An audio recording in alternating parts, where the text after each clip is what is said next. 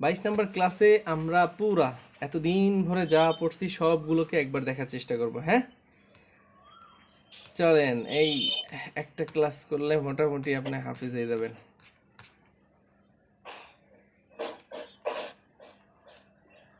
শুরুতেই আমরা কি পড়ছিলাম? হরফের উচ্চারণ পড়ছিলাম, তাই না? আমি শুধু আপনাদেরকে মনে করাই দিব, ঠিক আছে? আপনারা চুপচাপ শুনতে থাকবেন। ওকে, শুরুতে আলিফ বাও পড়ে দেই। হ্যাঁ, আলিফ বা তা সা জিম হা খ দাল জাল র জা সিন শিন সদ দদ ত জ আইন গইন ফা কফ, এই যে কফ ধাক্কা দিয়ে, হ্যাঁ, কফ কাফ লাম মিম নুন ওয়াও হা হামজা ইয়া। এই গেল আমাদের হরফ, ঠিক আছে? তারপরে আমরা জবরজের পড়ছিলাম। জবরজের ক্ষেত্রে আমি সবগুলো বলবো না এখন, হ্যাঁ, শুধু কঠিন যেগুলো ছিল ওগুলো বলি, ঠিক আছে? কোথায় গেল জবরজের?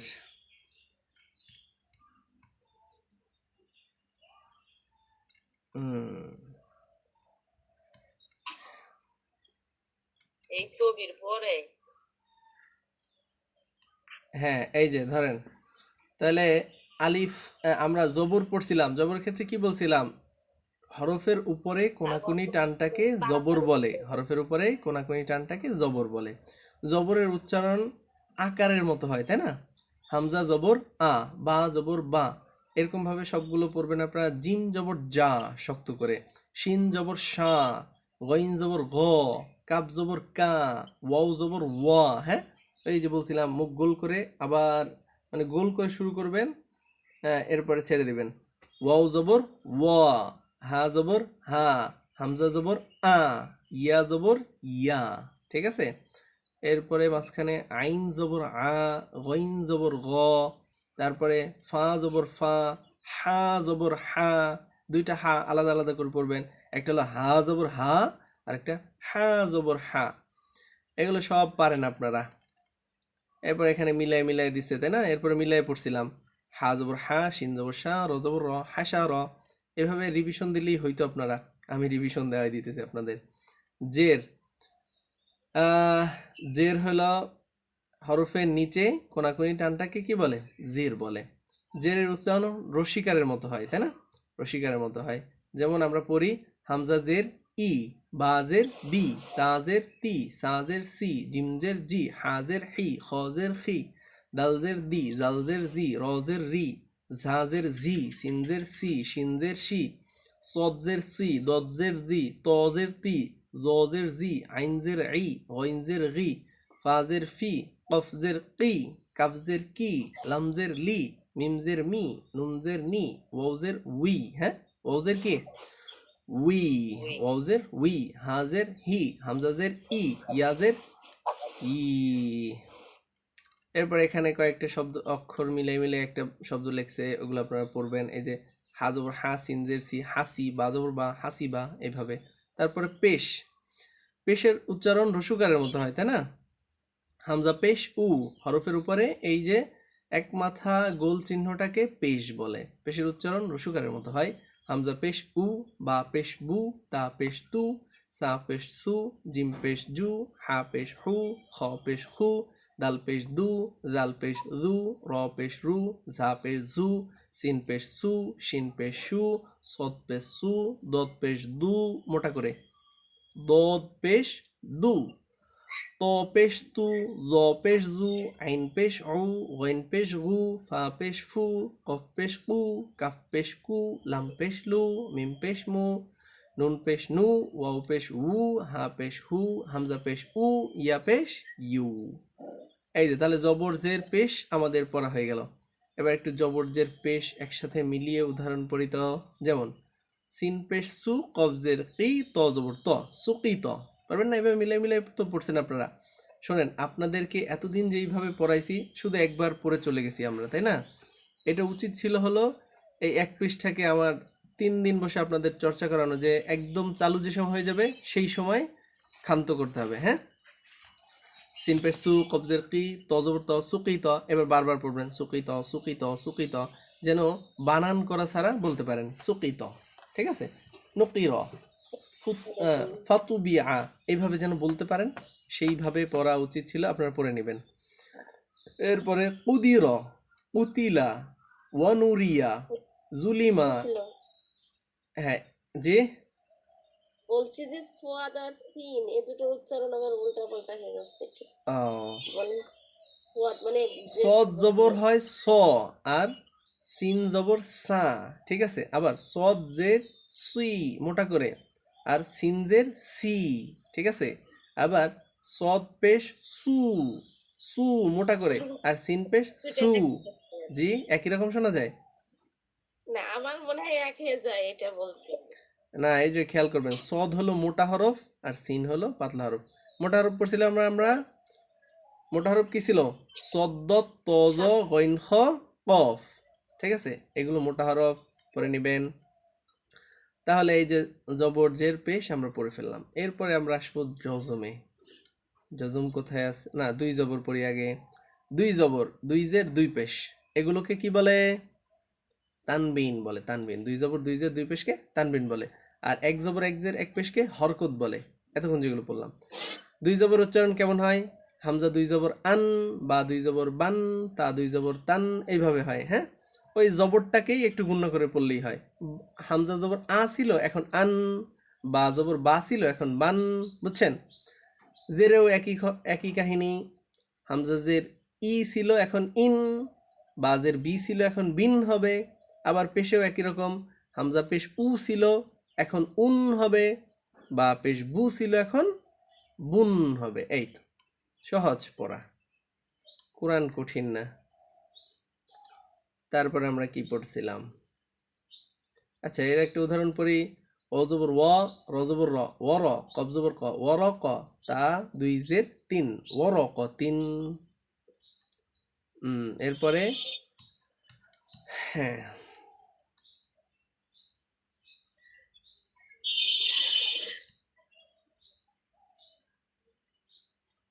হ্যাঁ, এরপর আমরা জজম পড়ছিলাম।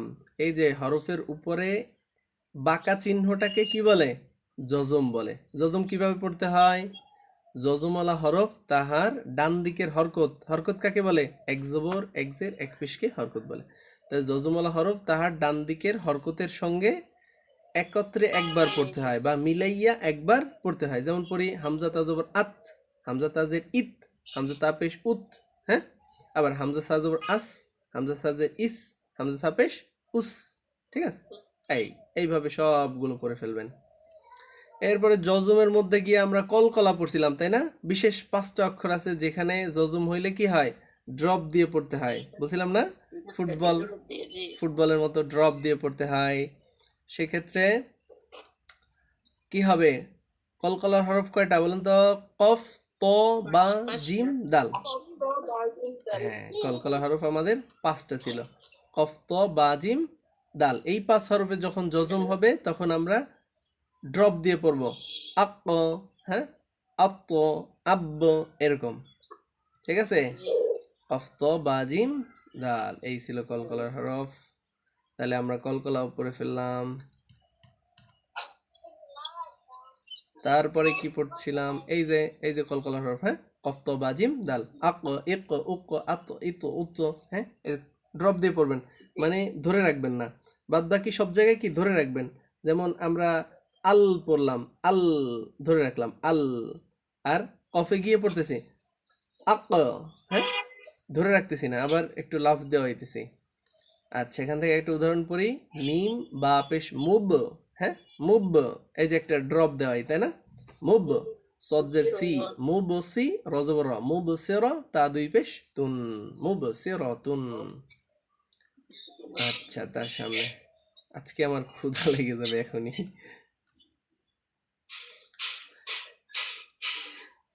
এরপরে তাসদিদ। তাসদিদ কিভাবে পড়ছিলাম? এই যে হরফের উপরে 3 মাথাওয়ালা এই চিহ্নটাকে কি বলে? তাসদিদ বলে। তাসদিদওয়ালা হরফ 2 বার পড়তে হয়, তাই না? একবার তাহার ডান দিকের হরকতের সঙ্গে, আর দ্বিতীয়বার নিজের হরকতের সঙ্গে। হ্যাঁ, তাহলে হামজা বা জবর আব, বা জবর বা, আব্বা। আব্বা। এই যে হামজা বা জবর আব, বা জবর বা, আব্বা। তাহলে প্রথমবার ডান দিকের হরকতের সঙ্গে পড়লাম এটার সাথে, এই যে, আর দ্বিতীয়বার নিজেরটার সাথে, আব্বা। ঠিক আছে, এরকম আত্তা, আস্সা, আজ্জা, আহা, আখ। হ্যাঁ, এইভাবে পড়ে ফেলবেন। হ্যাঁ, একটা কথা মনে রাখবেন, কলকলার হরফ আবার তাসদিদে এসে কিন্তু কলকলা কাজ করে না। কারণ কলকলার হরফ তাসদিদে এসে কি কাজ করবে? তাসদিদ আল্লাহ হরফ তো এমনিতেই দুইবার পড়া লাগে, তাই না? এখানে আর কলকলার প্রযোজ্য না, ওইটা শুধু জজমের জন্য। হ্যাঁ, এখান থেকে একটা উদাহরণ পড়ি। কফ দাল জবর কদ, দাল জবর দা, কদ্দা। মিম জবর মা, কদ্দামা। হ্যাঁ, কদ্দামা, এই পড়ে ফেললাম। এরপরে তাসদিদের মধ্যে আরেকটা ছিল কি আমাদের পড়া? ওয়াজিব গুন্না, তাই না? হরকতের বামে নুন অথবা মিমে যদি তাসদিদ আসে তখন কি গুন্না করে পড়তে হয়, ইহাকে ওয়াজিব গুন্না বলে। যেমন হামজা নুন জবর আন, নুন জবর না, আন্না। হ্যাঁ, এরপর নিচেরটা তা মিম জবর তাম, মিম জবর মা, তাম্মা। তাই না? এইটা ছিল অজিব গুন্না। হরকতের বামে নুনে মিমে তাসদিদ হইলে গুন্না করিয়া পড়তে হয়, ইহাকে ওয়াজিব গুন্না বলে। এরপরে আমরা পড়ছিলাম খারা জবর খারাজের উল্টা পেশ। খারা জবর খারাজের উল্টা পেশ আলাদাভাবে পড়ার মতো না, ওই জবর জেরের মতোই, শুধু টান দিয়ে পড়লে হবে, তাই না? যেমন সিন জবর সা ছিল, এখন সিন খারা জবর সা, একালিপ টেনে পড়লে হবে। আবার সিন, এই যে তাজের তি, এটা যদি খারাজের দিয়ে দিই আমরা একটা, এমনি ছিল তাজের তি, তা খারাজ, তা খারাজের কি হবে? তি।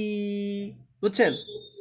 আবার এখানে এই যে মিম পেশ মু, এখানে যদি উল্টা পেশ দিয়ে দিই, এই যে উল্টা পেশ যদি দিয়ে দিই, তখন কি মিম উল্টা পেশ মু। হ্যাঁ, একালিফ টেনে পড়তে হবে। এই তো পড়া। তো এইটাকে আমরা বলছিলাম এটাকে কি বলে? মধ্যে বদল বলে। হ্যাঁ, আমাদের ভাষায়। হ্যাঁ, অন্য সবার মতো আমরা পড়লাম না, আমরা সব জায়গায় খারা জবর খারাজের উল্টা পেশকে কি বলবো? মধ্যে বদল। এটা আমাদের নিয়ম। তাহলে এখন মদের আলোচনা চলে আসলো। মদ মোট কত প্রকার পড়ছি? মদ মোট 10 প্রকার। এরপরে গিয়ে আমরা মদ পড়ছিলাম না? মদ মোট 10 প্রকার। এই 10 প্রকারের 3টা ভাগ, কয়টা ভাগ পড়ছিলাম? 3টা ভাগ। একালিফ মদ, একালিফ মদ, 2 আলিফ মদ, মানে 3 আলিফ মদ, আর হলো 4 আলিফ মদ। একালিফ, 3 আলিফ, 4 আলিফ। একালিফ মদ হলো 3 প্রকার, 3 আলিফ মদ 2 প্রকার, 4 আলিফ মদ 5 প্রকার।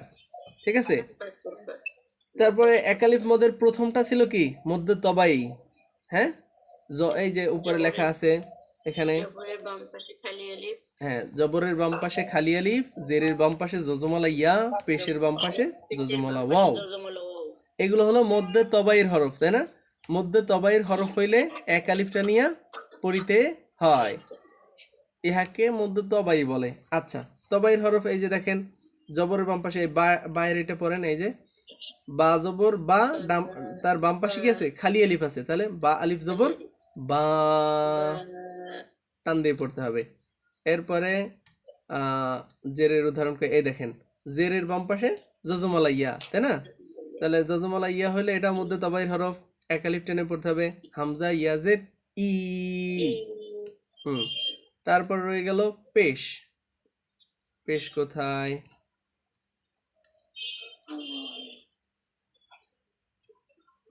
হ্যাঁ, এই যে পেশ। আমরা মধ্যে তবাইয়ের 3 নম্বরটা কি ছিল? পেশের বাম পাশে জজমালা ওয়াও, তাই না? এই যে পেশের বাম পাশে জজমালা ওয়াও হয়েছে, মধ্যে তবাইয়ের হরফ, তাহলে আমরা এক আলিফ টেনে পড়বো।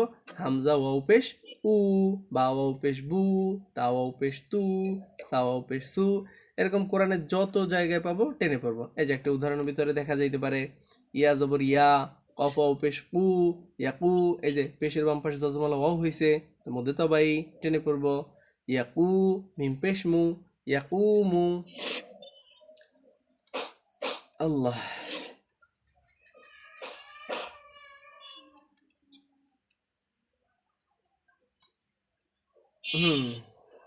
এরপরে মধ্যে লিন। মধ্যে লিন, এটা আমরা পড়ছিলাম, লিনের হরফ 2টা, জবরের বাম পাশে জজমলা ওয়াও, জবরের বাম পাশে জজমলা ইয়া, এই 2টা হলো লিনের হরফ।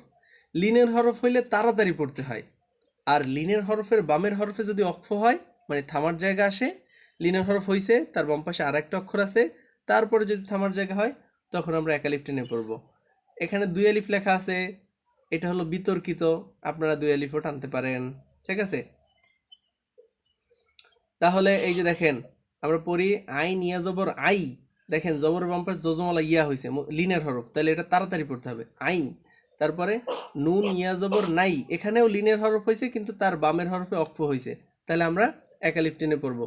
তাহলে আই নাইন, থামার জায়গায় কি এই যে জবর জের পড়বো না, ডাইরেক্ট নুনে গিয়ে ব্রেক করে দিব, তাহলে আই নাইন। ওকে, মধ্যে লিন, জি হ্যাঁ মধ্যে লিন হয়ে গেল। এরপরে হলো মধ্যে আরজি, মনে আছে? মধ্যে আরজি হলো এই যে মধ্যে তবাই বললাম একটু আগে, মধ্যে তবাইর হরফের বামের হরফে যদি অক্ফ হয় তখন তিন আলিফ টেনে পড়তে হয়, ইহাকে মধ্যে আরজি বলে। মধ্যে তবাইয়ের যে তিনটা হরফ আছে, জবরের বাম পাশে খালি আলিফ, এই দেখেন জবরের বাম পাশে খালি আলিফ হয়েছে, তার বাম পাশের অক্ষরে যদি থামার জায়গা আসে তখন মধ্যে আরজি। তাহলে জবরের বাম পাশে খালি আলিফ হয়েছে তারপরে থামার জায়গা, তাহলে এর মধ্যে আরজি টেনে পড়তে হবে সামাওয়াত, ঠিক আছে।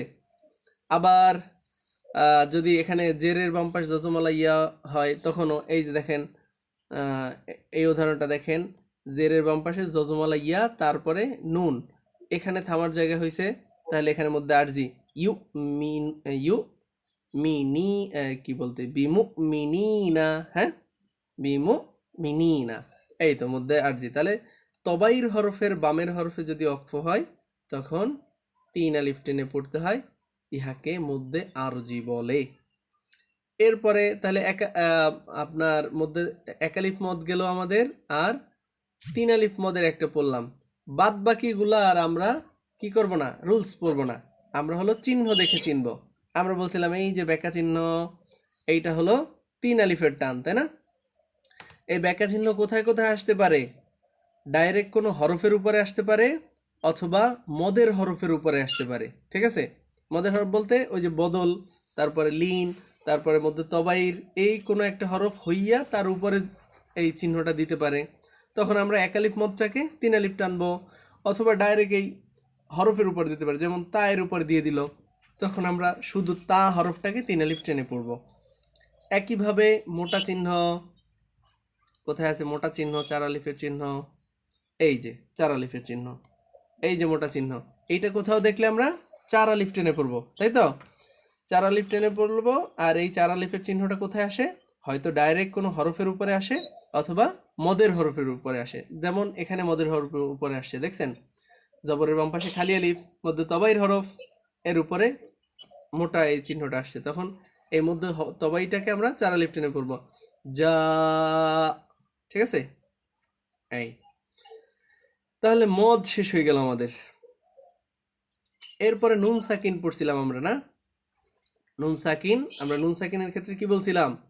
কোনো নুন সাকিন মানে সব নুন সাকিনে গুণনা করে পড়তে হয়, শুধু কিছু কিছু জায়গায় ব্যতিক্রম, সেই ব্যতিক্রমগুলো দেখছিলাম আমরা।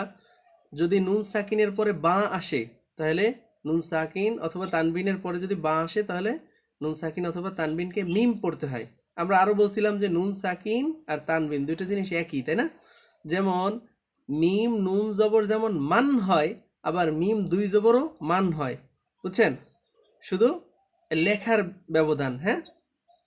তাহলে এই নুন সাকিন অথবা তানবিনের পরে যদি বা আসে, দেখেন এই যে নুন সাকিন হয়েছে তারপরে বা আসছে, আবার এখানে দেখেন এই যে তানবিন হয়েছে, এই যে তানবিন, এই তানবিন বাম পাশে এই বা হয়েছে, তাহলে আমরা এই নুন সাকিন অথবা তানবিনকে মিম পড়বো। যেমন মিম নুন জবর মান না পরে আমরা কি পড়বো? মাম, তাই না? এরপরে সুম মুম, এই মিম দুই পেশ মুন ছিল, এই মুন না পরে আমরা কি পড়বো? মুম, ঠিক আছে। মনে পড়তেছে আপনাদের না কঠিন লাগতেছে? হ্যাঁ, কঠিন অনেক বেশি। লাগেছে। হ্যাঁ, মনে মনে মনে করেন, হ্যাঁ এগুলো আমরা সব পড়ছি এক এক দিন সময় নিয়ে, তাই না? ছোট ছোট করে পড়ছি। এরপর পড়ছিলাম নুন সাকিনের পরে যদি চারটা হরফ আসে, ইয়ামিম ওয়াও নুন আসে, ইয়ামিম ওয়াও নুন আসে, তাহলে নুন সাকিনের আগের হরফটাকে পরের হরফটার সাথে মিলাইয়া গুণনা সহকারে পড়ব। নুন সাকিনের পরে যদি ইয়ামিম ওয়াও নুন আসে, দেখেন এখানে ইয়া আসছে, এরপরে এখানে নুন সাকিনের পরে মিম আসছে, তারপরে নুন সাকিনের পরে ওয়াও আসছে, হ্যাঁ। এই সব জায়গায় কি করব, নুন সাকিনের আগের হরফটাকে পরের হরফের সাথে মিলাইয়া গুণনা করে পড়বো। তাহলে তাহলে মিম ইয়া জবর মাই হয়, এখানে তো গুণনা হওয়ার কথা না, কিন্তু ওই যে নুন সাকিনের পর ইয়া আসছে তাই জন্য কি পড়বো, মাই, এভাবে একটা গুণনা করব। ঠিক আছে। তানবিনের পরে এরকম হইলেও একই কথা, এই যে সার রয়, এই যে এখানে দেখেন দুই তিনটা নিয়ম আমরা যা যা বলছিলাম সেগুলো খেয়াল করেন। এই যে নিচের শব্দটা এই যে উপরে উঠাই দিলাম, এই যে দেখেন আমরা বলছিলাম তাসদিদের ডাইনে বা জজমের ডাইনে যদি দুই জবর থাকে তাহলে এক জবর পড়বো আমরা, তাই না? তাহলে এখানে আবার আলিফ থাকলে টেনে করবো একালি। ও না না, আপনি পেঁচ লাগাই ফেলছেন। আচ্ছা এখানে দেখেন এই আপনার আহ, তখন বুঝার নাই, বলছিলেন পরে বুঝাবেন। কি বুঝাইছিলাম না? এই যে যে এখানে আমার এই এই ইয়াটা ধরছিলেন, আমার এই বলছিলেন বলতে, পরে এখানে একটু ঝামেলা আছে বিদায় বুঝার নাই, বলছিলেন যে এটা পরে বুঝাবেন, মনে হয় পরে আর মনে নাই কেন কি আচ্ছা বুঝানোর হইতে জন্য। পারে, চলেন তাই দেখাই দিই এই যে আজকে এটা। এ দেখেন শিন জবর শাহ, এরপরে রয় তাসদিদ শার, শিন রজবর শার, এরপরে দেখেন দুই জবর। হ্যাঁ, আগে আগে তানবিনের নিয়মটা খেয়াল করেন, দুই জবরের পরে কি আসছে, ইয়া আসছে। আমরা বলছিলাম না এই যে নুন সাকিন তানবিনের পরে আমরা যে হরফের কথা বলি ওইটা জবর জের অলা হইতে হবে, এই খালি আলিফ বিবেচ্য না। হ্যাঁ, খালি আলিফ এগুলো কি বাদ, এগুলো গণায় ধরবো না আমরা। বাদ। হ্যাঁ, ওই যে পরেরটা এই যে জবর জেরালা আছে কি ইয়া, তাহলে দেখেন তানবিনের পরে ইয়া আসছে না, তাহলে কি গুণনা করে হ্যাঁ পড়ার কথা, গুণনা করে পড়বেন। এখন হ্যাঁ গুণনা করে যে পড়বেন, কিন্তু এখানে তো পেঁচ তো আর একটা, দুই জবরের পরে তাসদিদ, দুই জবরের পরে তাসদিদের সাথে মিলাবেন কেমনে, সেইটা আমরা বলছিলাম যে তাসদিদ অথবা জজমের আগে যদি দুই জবর থাকে তখন এক জবর বাদ দিয়া তখন মিলিয়ে পড়তে হয়, বুঝছেন? তাহলে এখান থেকে মনে মনে এক জবর বাদ দিয়ে দেন, রয়ের উপর এক জবর ধরেন, র ইয়া জবর রই। ঠিক আছে, আয় বুঝছেন? তাসদিদ আর তাসদিদ এবং এটা তাসদিদ এবং জজমের ইয়া আগে যদি দুই জবর থাকে তাহলে এক জবর বাদ দিয়ে এক জবর ধরে পড়ব। তাহলে সার রই, রইয়া জবর রই, এক জবর ধরলাম রই। আবার আরেকটা নিয়ম যে হয়েছে তানবিনের পরে ইয়া আসছে গুণনা করে পড়তে হবে, সেই জন্য গুণনাও করে পড়বো। তাহলে সার রই, হ্যাঁ সার এক রইয়া জবর বাদ রহু, দিয়ে গুণনা করে, হ্যাঁ হ্যাঁ, এক জবর গুণনা করে বলবো। এক জবর বাদ দিয়ে সামনের শব্দের সামনের অক্ষরের সাথে মিলাইয়া গুণনা করে পড়বো। তাহলে সার রই ইয়া রহু, এটা মনে হয় আমাদের ক্লাসে মিসিং ছিল, আপনারা কি বুঝতে কঠিন হইতেছে? হ্যাঁ, সালমা বেগম হ্যাঁ, বুঝছি। বুঝছেন তো? হ্যাঁ বুঝলি, মাশাল্লাহ। জি।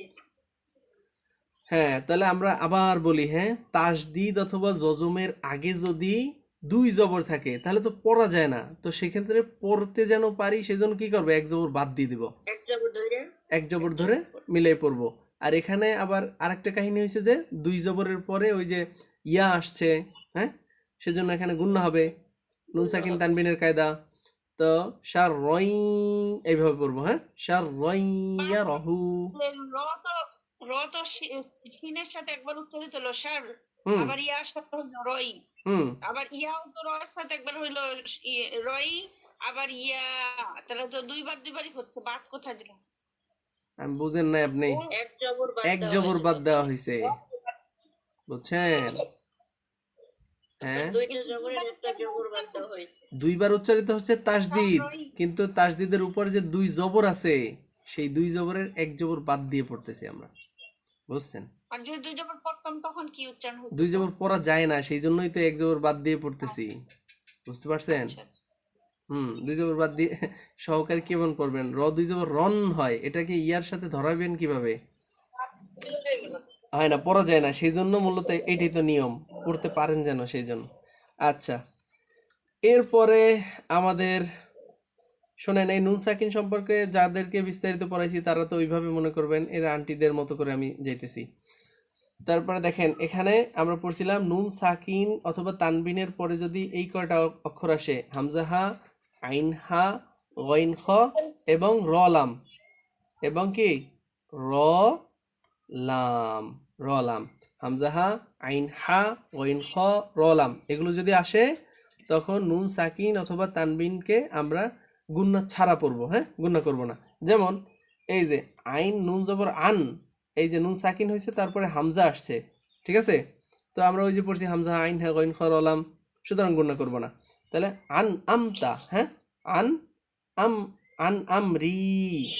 এরপরে এই দেখেন পরের শব্দ নুন সাকিন পরে হা আসছে, তাহলে হা আসলে কি গুণ করা যাবে? যাবে না। সুতরাং আমরা কি পড়বো? মিন হুম, বুঝছেন? এই নুন সাকিনের কায়দা শেষ। এরপরে মিম সাকিন পড়ছিলাম আমরা, মনে আছে আপনাদের? মিম সাকিন বলছিলাম সমস্ত মিম সাকিন, কোনো মিম সাকিনে কি গুণনা করা যাবে না, কোনো মিম সাকিনে শুধু গুণনা করা যাবে না, বা। শুধুমাত্র দুইটা জায়গা ছাড়া, যদি মিম সাকিনের পরে বা আসে অথবা মিম সাকিনের পরে মিম আসে, ঠিক আছে? জি। হ্যাঁ, মিম সাকিনের পরে বা আসলে আমরা কিভাবে গণনা করব? এই যে দুই ঠোঁট মালাহুম, লম্বা। মালাহুম, এই যে ঠোঁট কাছাকাছি নিয়ে আসবেন কিন্তু একদম মিলাবেন না। এইটা হলো যারা পারেন তারা এভাবে পড়বেন, না পারলে কিছু করার নেই, তখন মালাহুম পড়ে ফেলবেন। হ্যাঁ, এগুলো এমনিতে ওরকম ভুল না যার কারণে আপনি পাপী হবেন। হ্যাঁ, এগুলো হলো সৌন্দর্য, সৌন্দর্য। এরপরেও সৌন্দর্য আছে, সিফত আপনাদেরকে পড়াই নেই। এই হরফগুলোকে আরো সুন্দর করে পড়া যায়, ঠিক আছে? ওটাকে বলে সিফত। তো সেই সিফত আমরা পড়ি নাই, তো সেই জন্য বললাম আর কি, এগুলো পড়লে কি হয়, সৌন্দর্য বাড়ে। তাই মালাহুম বিহি বিহ, এই যে মিম সাকিনের পরে বা আসলে গুন্না করব, তবে দুই ঠোঁট কাছাকাছি নিয়ে।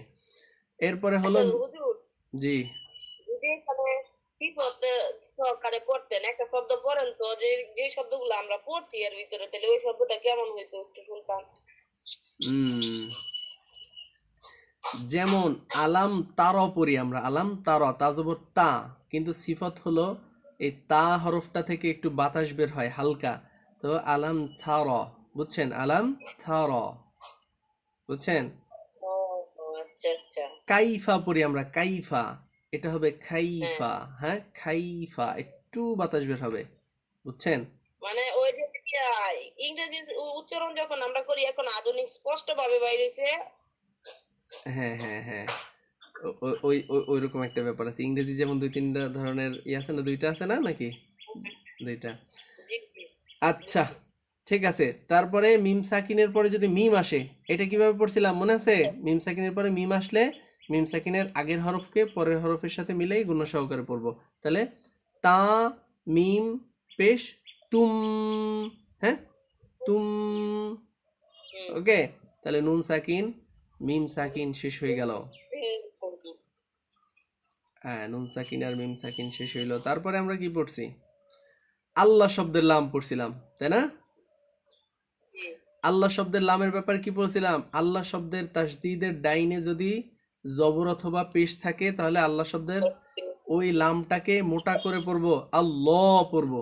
আর যদি আল্লাহ শব্দের তাসদিদের ডাইনে জের থাকে তখন কি আল্লাহ পড়বো। হ্যাঁ, যেমন আল্লাহ আর লিল্লাহ। হ্যাঁ, আচ্ছা। তারপরে র, র মোটা আর চিকন নিয়ে পড়ছিলাম। এখানে অনেকগুলো কায়দা আছে, আমরা দুইটা পড়ছিলাম, বাদ বাকিগুলো বাদ দিছিলাম, দুইটা দুইটা পড়ছিলাম। হ্যাঁ, মোটার জন্য দুইটা, পাতলার জন্য দুইটা। মোটার দুইটা কি ছিল? রয়ের উপরে যদি জবর অথবা পেশ থাকে মোটা করে পড়তে হয়, আর জের থাকলে পাতলা করে পড়তে। আচ্ছা, মোটাগুলো আগে পড়ি। রয়ের উপরে যদি জবর অথবা, না একসাথেই পড়ি। রয়ের উপরে যদি জবর অথবা পেশ থাকে মোটা করে পড়তে হবে, আর জের থাকলে পাতলা করে পড়তে হবে। আর দ্বিতীয় নিয়ম হলো র সাকিন, মানে রয়ের উপর জজম আছে তার ডাইনে যদি জবর অথবা পেশ থাকে তাহলে আমরা কি মোটা করে পড়ব, আর যদি র সাকিন তার ডাইনে জের থাকে তাহলে পাতলা করে পড়ব।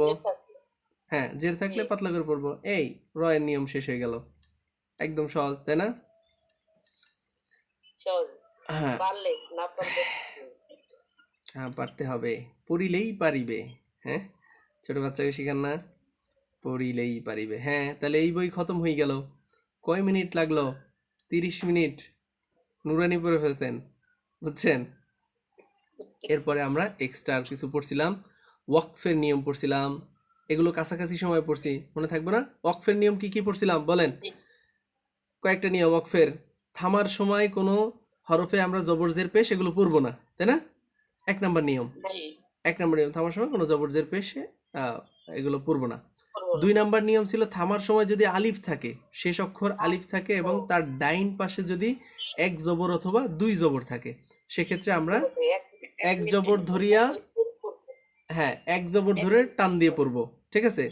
এরপরে 3 নাম্বার নিয়ম ছিল হলো যদি থামার সময় খারা জবর খারাজের উল্টা পেশ থাকে তাহলে আমরা ওইভাবেই পড়বো, ঠিক আছে, এক আলিফ টেনে পড়বো। আর 4 নাম্বার নিয়ম বলছিলাম, এটা নিয়ম না, মধ্যে লিন ওটা ওখানে উল্লেখ করছে, ওটা নিয়ম না, ওটা বাদ। আর একটা নিয়ম পড়ছিলাম 4 নাম্বারে আমরা, সেটা হলো যদি থামার সময় গোলতা থাকে, থামার সময় গোলতা থাকে তাহলে আমরা ওটাকে হা পড়বো। এরপরে মিলায়ে পড়া, 2 লাইন একসাথে মিলায়ে পড়ার নিয়মে আমরা কি পড়ছিলাম, যে এমনিতে এক জবর, আমি বলি এক জবর এক জের এক পেশ যদি থাকে তাহলে ওটারে থামার সময় তো এমনিতে আমরা ওটা পড়তাম না, কিন্তু মিলায়ে পড়ার সময় ওটাকে আমরা পড়ে সামনের লাইন সাথে মিলায়ে পড়ে যাব।